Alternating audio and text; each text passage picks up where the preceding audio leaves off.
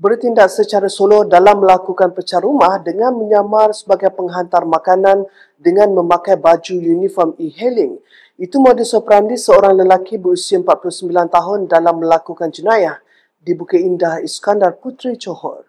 Ketua Polis Daerah Iskandar Puteri, Asisten Komisioner M. Kumarasan berkata, kegiatan suspek yang mula aktif pertengahan tahun tumpas apabila ditahan di kawasan perumahan di Taman Austin Perdana pada Khamis lalu.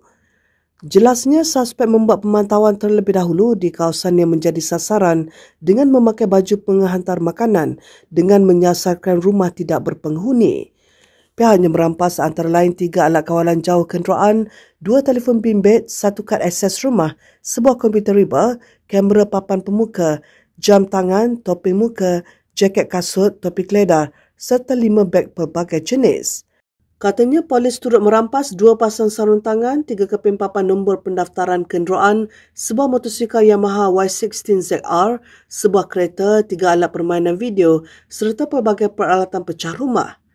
Saringan awal air kencing mendapati suspek positif dadah jenis metafetamin dan mempunyai rekod jenayah dan dadah lampau. Suspek direman selama 6 hari bermula 26 dan kes disiasat mengikut Seksyen 457 Kanun Kesiksaan kerana pencerobohan rumah dan Seksyen 379A Kanun Kesiksaan berkaitan kesalahan mencuri kenderaan.